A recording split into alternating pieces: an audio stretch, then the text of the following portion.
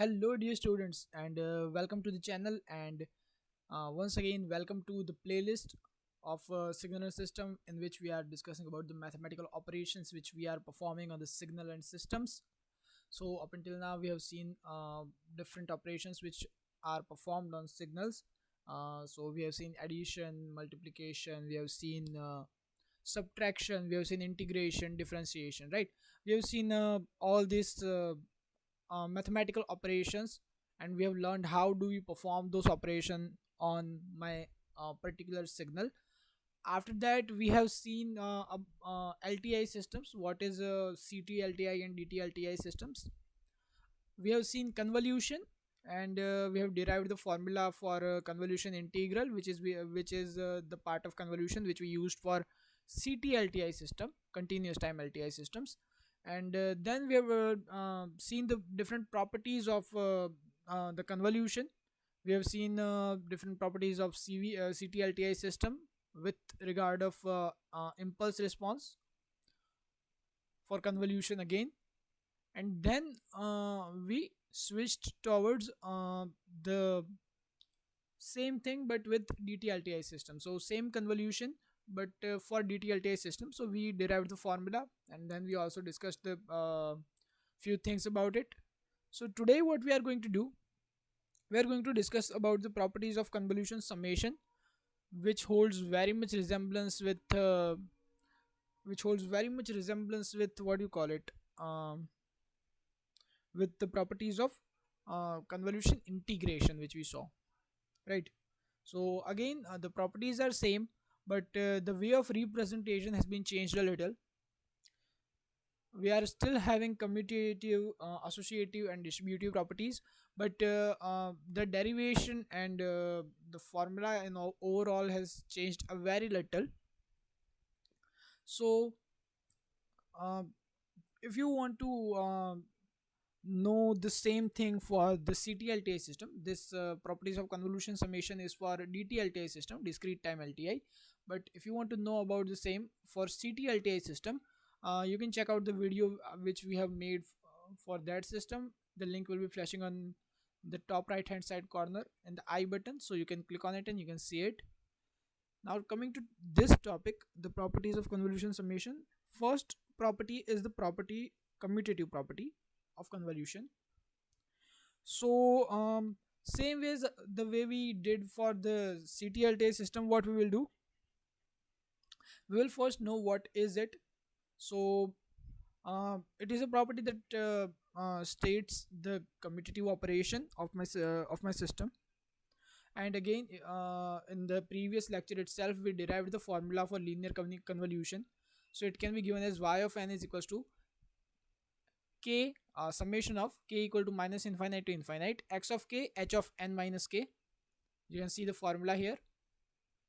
Now as we want to derive the convolution commutative property of convolution, what we will do, let's take n minus k is equals to m. So this part, this portion which is with h of n minus k, this n minus k we will take it as m. And when we take m is equals to n minus k, this k will become n minus m, right? So we are doing that. So by doing that we are writing it here.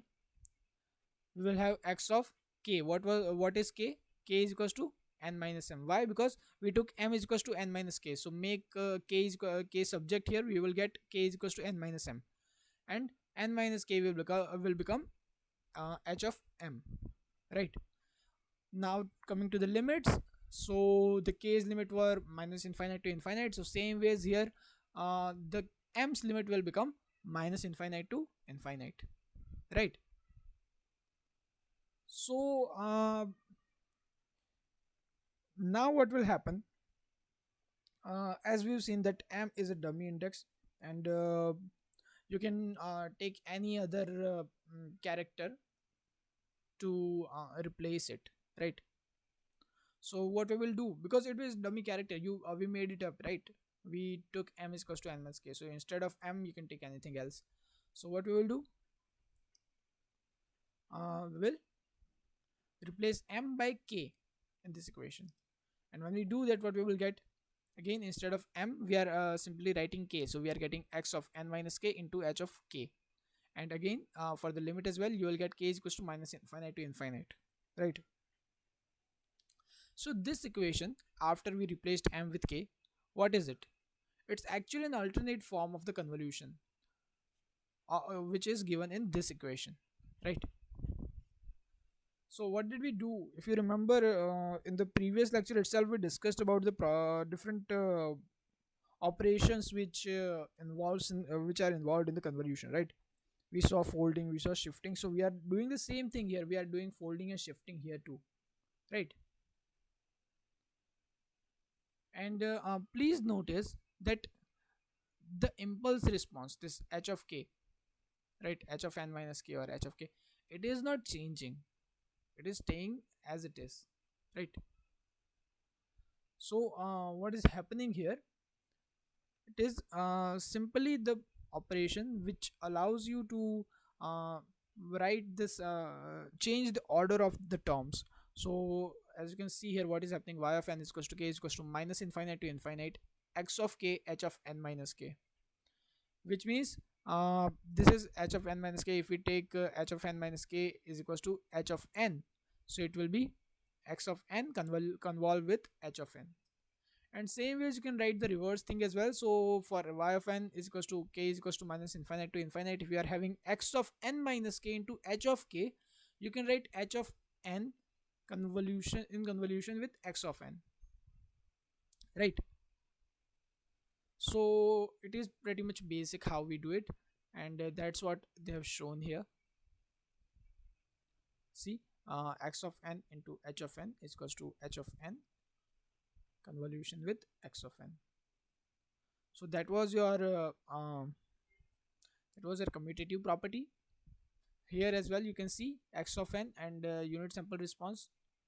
You are having h of n here, and you are getting y of n is equals to x of n convolved with h of n, and you are having h of n here as an excitation, and your unit sample response is x of n, then you are still getting the same response, y of n is equals to h of n into x of n, right? So that was your commutative property. Now let's move towards the associative property of convolution. So what does this property says? So this property deals with associativity, or you can call how you distinguish the terms inside and outside of the bracket. So this term, look at the term on the left hand side, x of n convolve with h of n, h1 of n in bracket, and whole term is in convolution with h2 of n, can also be written as x of n and then in convolution h1 of n into h2 of n, right? We can also this way, also write this way. So now let's to understand it much in a much better way, let's consider the only left hand side part plus first. So let's say we have y1 of n, a system, and it is formed by the convolution of x of n and h1 of n, which you can see here, right? And what will happen, what does this means actually? So it means my x of n is actually applied to the whole system whose unit simple response is nothing but h1 of n, right? What is happening, that your input x of n, your x of n is your input signal, okay, and h1 of n is your sample response, unit sample response, right? So what is happening, your input signal is applied to the system whose unit sample response is h1 of n, right? And what will be the output? Output is simple, y1 of n, right?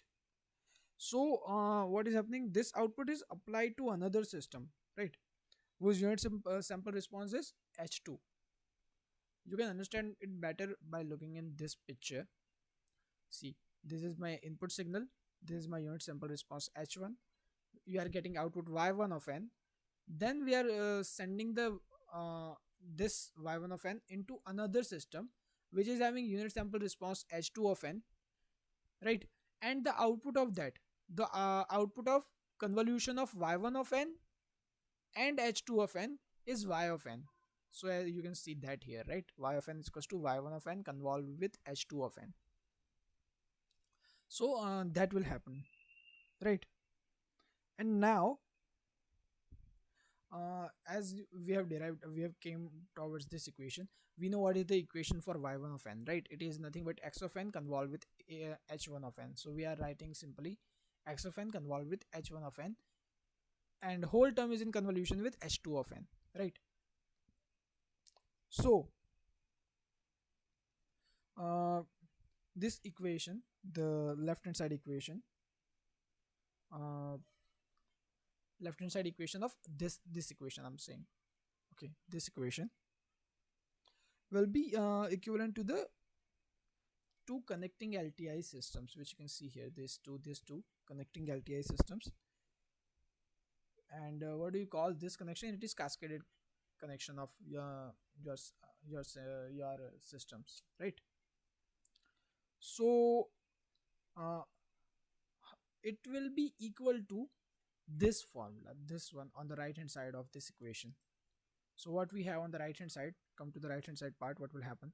Y of n, see, y of n is equals to x of n convolved with h1 of n convolved with h2 of n. So we are having y of n is equals to x of n in convolution with, in bracket, h1 of n convolved with h2 of n, right? And same ways this convolution of h1 of n and h2 of n can also be represented as h of n, which is nothing but basically a convolution of h1 of n and h2 of n, which means it is convolution of two unit sample responses. So we are representing it in a way of convolution, so we can write it h of n instead of h1 of n convolved with h2 of n, right? So we can represent that convolution by h of n, and when we do that, we will have y of n is equals to xn convolved with hn, right? And here h of n is equals to h1 of n convolved with h2 of n, right? So what does that means? H1 of n convolved with h2 of n, what does that means? And what does the whole formula, this whole formula means, right? So what does it mean? It means my input signal x of n, which was my input signal, it is applied to the system whose unit sample response is the convolution of two unit sample responses. Which two unit sample responses? h1 of n and h2 of n, right? What is h of n? It is convolution of two unit sample responses, h1 of n and h2 of n, right? So and that system which we have shown that in this figure here. So what happens, that kind of unit sample response h of n of this system will be equivalent to the convolution of h1 of n and h2 of n, just as I've said, and the operation which will be performed by the system, right? Operation which will be performed by the system in this formula and in this formula will be equal, right? And this formula, this one, what does it shows? It shows that convolution is actually associative, right?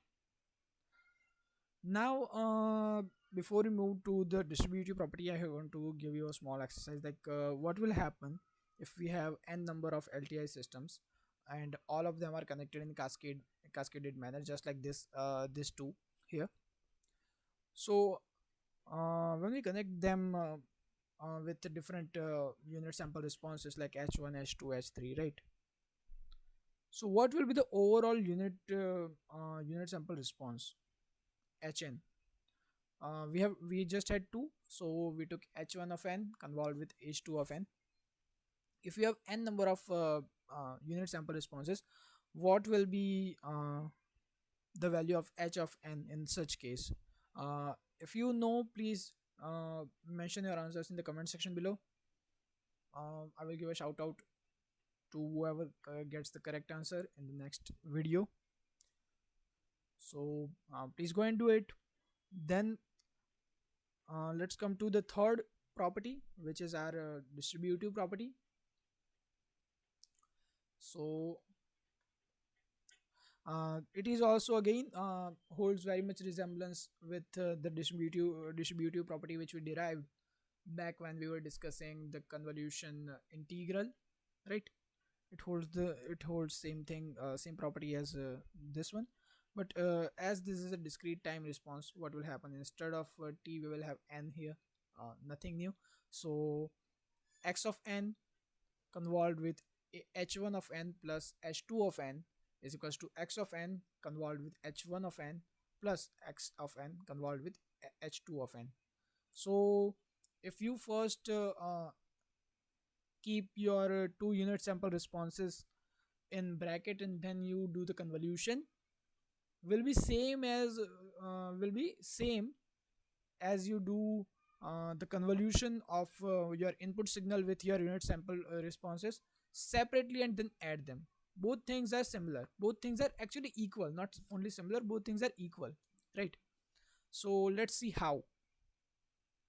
So here let's consider the first the right hand side of this above equation, x of n convolved with h1 of n, we will call it y1 of n, and the other term x of n convolved with h2 of n, we will call it y2 of n, as you can see here, right? So we have our y1 and y2. Now let's try to see it from the image perspective, because what we are doing, we are basically giving the same input, right? We are giving the same input. What is my input? X of n, right?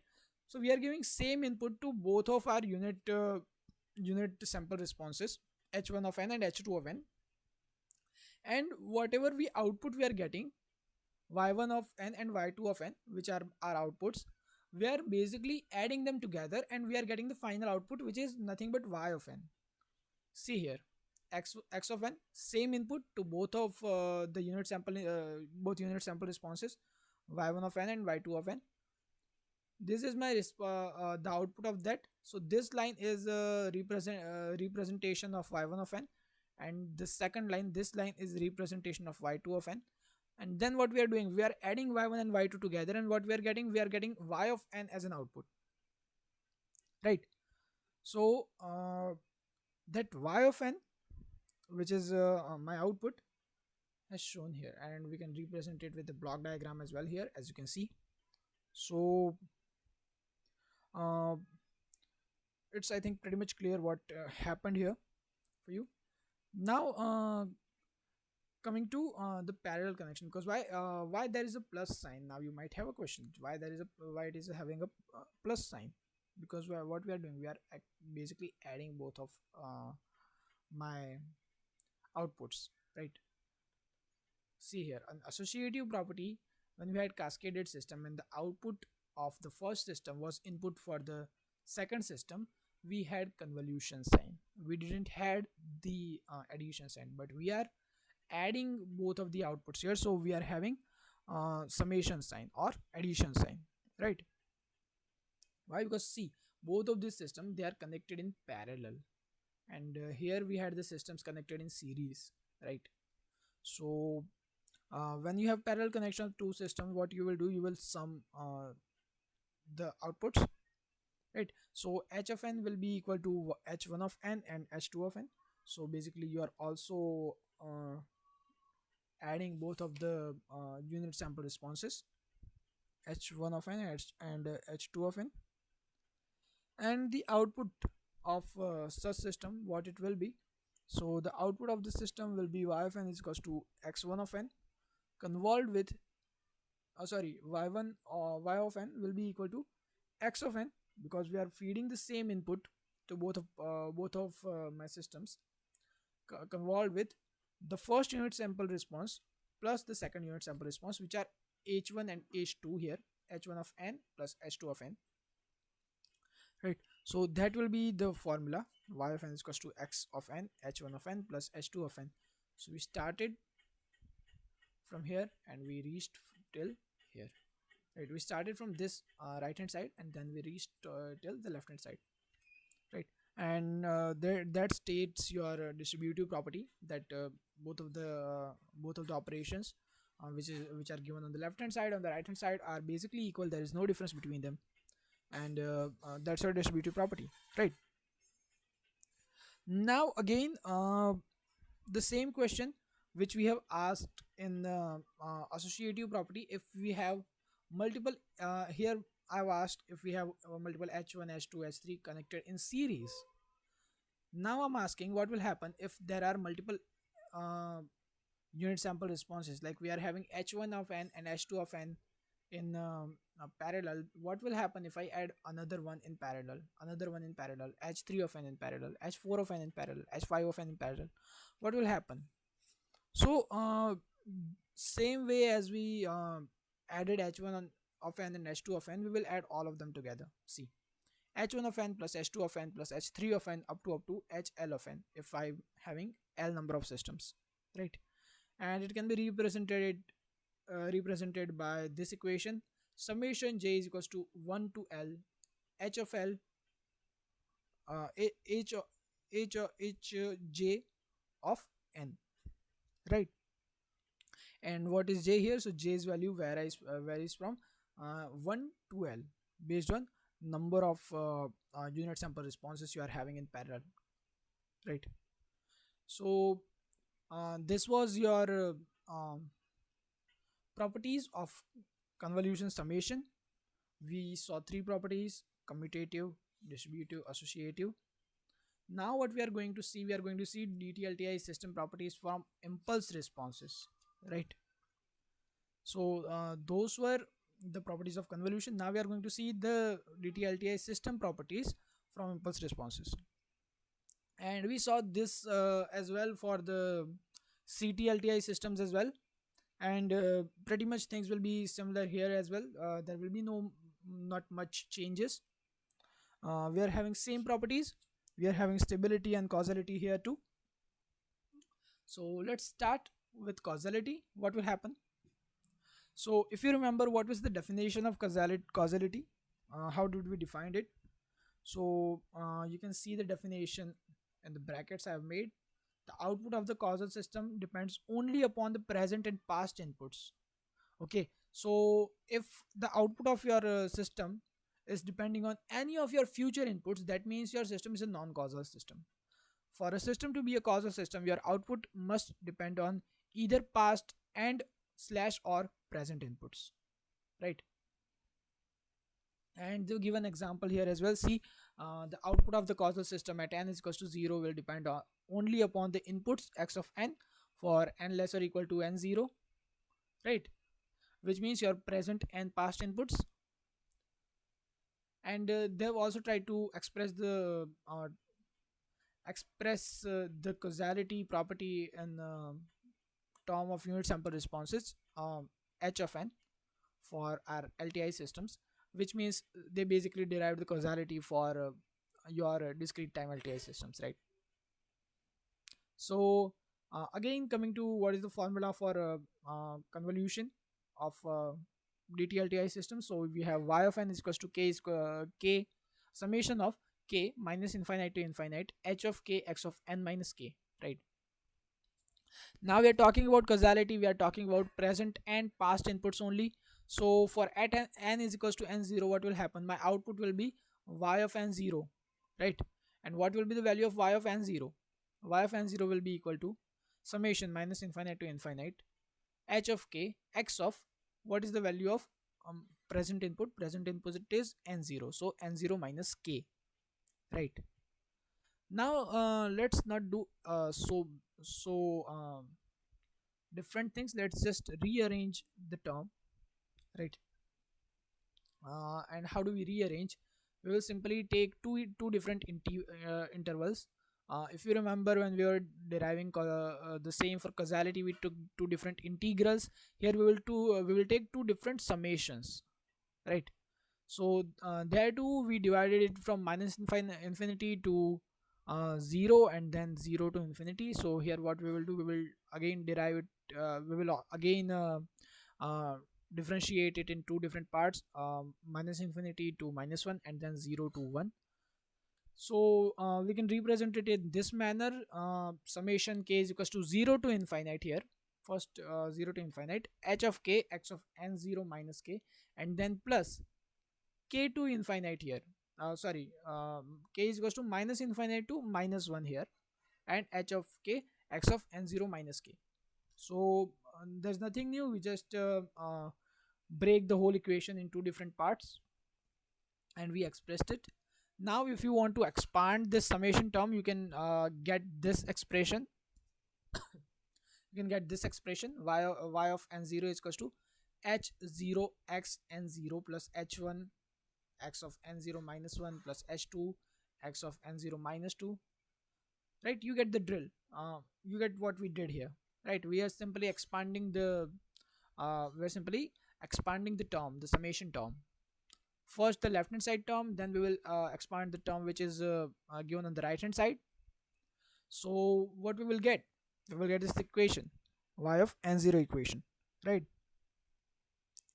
And here the equation, in this equation, y of n0's equation, not the first one, the second one, and which one we have expanded the summation term. What will happen, this x of n0 is my present input, right? And the other inputs like x of n0 minus 1, x of n0 minus 2, those are past inputs, right? So these inputs are my past inputs, and same ways these inputs, x of n0 plus 1, n0 minus n0 plus 2, x of n0 plus 3, these terms are the future inputs, right? But now you already know the output of the causal system for n0 term, for n is equals to n0, will only depend on the inputs, the past and present inputs, which means n less or equal to n0 terms, right? So what does it indicates? It indicates that this term must be 0, right? And what do you need to do to make this term 0? Because input cannot be 0, you know that, right? Input will not be 0 and these are future inputs. So what should be 0? So these terms, h of minus 3, h of minus 2, h of minus 1, the value of these terms must be equals to 0, right? Because the inputs, the future inputs do not need to be 0 compulsorily, right? Because they are inputs. But unit system response of the system can be 0. So what will happen, the value of h of n will be equal to 0 for sorry okay so the value of h of n will be equal to 0 for all n less than 0, right? For your system to be a causal system, that will be the condition. And you can see that h of n is a unit sample response of your system for unit sample delta n, which are applied at n is equals to 0. So what will happen, the system will be causal if such thing happens, right? What thing? H of n is equals to 0 for all n less than 0. So h of n is equals to 0 for all n less than 0 is the condition for your CT-LTI system, for your DT-LTI system to be a causal system. Now let's do one more little thing. Now we know what is the formula for convolution, right? We derived it in the last lecture, which is given as this equation, this 3.3.3, y of n is equals to summation k is equals to 0 to infinity h of k x of n minus k, right? So what we will do here again, we will do the same thing which we say a little bit same thing which we did in the derivation of the properties of convolution. We will take m is equals to n minus k here. So when we take m is equals to n minus k, which means k will be equal to n minus m. And here instead of n minus k we will write m, and instead of uh, k we will write n minus m, right? And that's what we did in the convolution property. And when k's value will be equal to 0, when will be the value of k will be equal to 0? uh, Whenever the value of m and n are equal, only at that time the value of k can be 0. And when will be the value of k go towards infinity, right? So for value of k to be infinity, the value of m and n must be minus infinity. So considering that point in mind, we can rewrite that equation this way, that y of n is equals to summation m is equals to n, because k's value will only be equal to 0 when m's value is equals to n's value. So m is equals to n till minus infinity, right? To make the value of k equals to infinity, the value of m and n must be equals to minus infinity. So we'll go till minus infinity. H of n minus m, so instead of k we wrote n minus m here. Instead of k we wrote n minus m, and instead of n minus k this we wrote m, right? Then we simply rearrange the terms. We put x of m in front of h of n minus m, right? And we will do the same thing which we did with the previous property which we derived for the for convolution, the commutative property. So we will simply replace m by k, because it will not change any of the meaning here. So what will happen? We will have y of n is equals to summation k is equals to minus infinity to n x of k into h of n minus k, right? We are simply replacing m with k. So here what will happen, the sequence for x of n is equals to 0 for my input signal, for all the values of n less than 0 will be called the causal sequence. And because of that, the x of k will be equals to 0 for all the k's less than 0, right? Are you understanding? The value of x of k will be 0 for all the values of k less than 0. So what will happen, this equation, the last equation, it will become y of n is equals to summation k is equals to, instead of this minus infinity, what we will have? We will have 0. So k is equals to 0 to n x of k h of n minus k, right? And that's pretty much the equation for the linear convolution, right? So it will give you the output of the causal LTI system for causal input sequences. And this property, the causality property of LTI system, is imposed by unit sample response h of n, and your input, right? Input sequence x of n, right? And the limit of summation, which initially were from minus infinity to infinity, changed to 0 to n or 0 to infinity. If your system if your response is going till infinity, you can take infinity, but in general cases our system goes till some value n, so we will take 0 to n. So in this equation, for all y of n is equals to 0, for all n less than equals to 0, y of n will be 0, and the response of causal LTI system will be causal for only causal input sequences, right? So that's the causality property of LTI systems. Now let's move towards the stability property of LTI systems. So we have seen the stability property earlier as well. You can see the definition in the bracket. The system is said to be stable system if it produces bounded output for every bounded input, right? We called it BIBO system, bounded input bounded output system. So if your system produces bounded output for every bounded input, your system is a stable system, right? And let's try to derive the stability property. It is very basic and fundamental, so we will get get get it done very quickly. So again, let's take the convolution formula. Y of n is equals to k is y of n is equals to summation k is equals to minus infinity to infinity h of k x of n minus k. Now what we will do, we will take the absolute value on both of the sides. First we will take absolute value on both of the sides. Now if you remember, uh, same almost similar thing we did when we were deriving the stability for CT-LTI systems.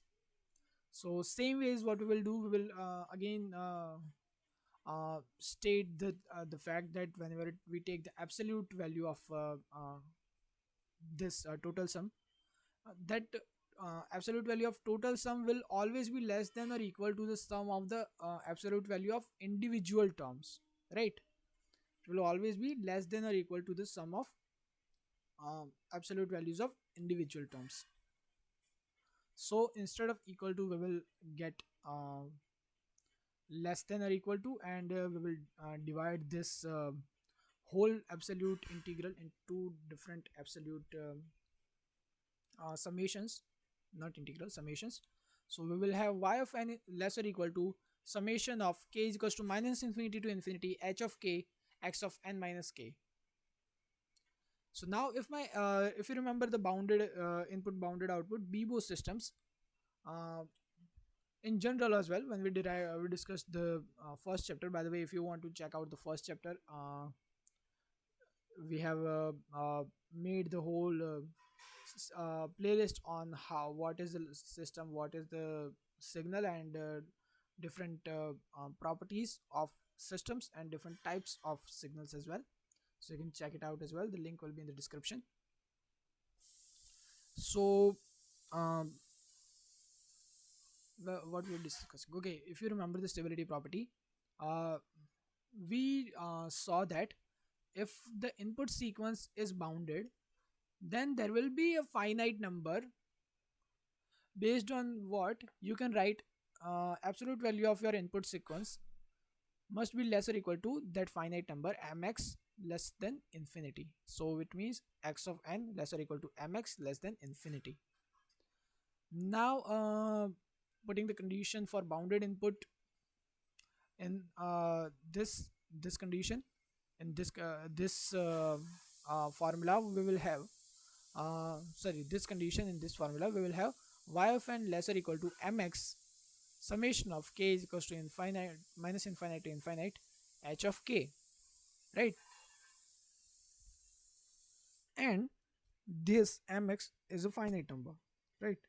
So for y of n to be a finite value in this equation, what is the condition for y of n to be a finite value? So the condition is summation k is equals to minus infinity to infinity h of k must be less than the value of infinity. And with this condition, the sum of the impulse response will be finite, right? And the output will also be finite. So the bounded input, which is x of n in our case, will produce bounded output y of n in LTI system only if this condition will get satisfied. What is the condition again? Summation of k is equals to minus infinity to infinity h of k, the absolute value of h of k must be less than infinity, which means it must be bounded, right? If this condition satisfies, then your system will be a stable system. And this formula or condition, you can call it whatever you want, it also states that the system is a BBO system, bounded input bounded output system, right?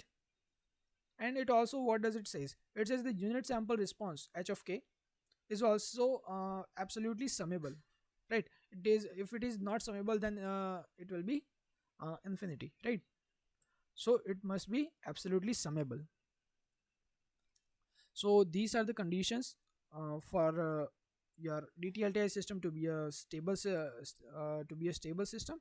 And we have seen both of the system properties for impulse response of DT-LTI system here. So let's wind up this lecture here, and thank you very much for listening. I will be seeing you in the next lecture. If you have any doubts or any queries related to this chapter or if you have any feedback related to the channel, please feel free to mention it in the comment section below. I will be seeing you next time. Thank you very much for listening.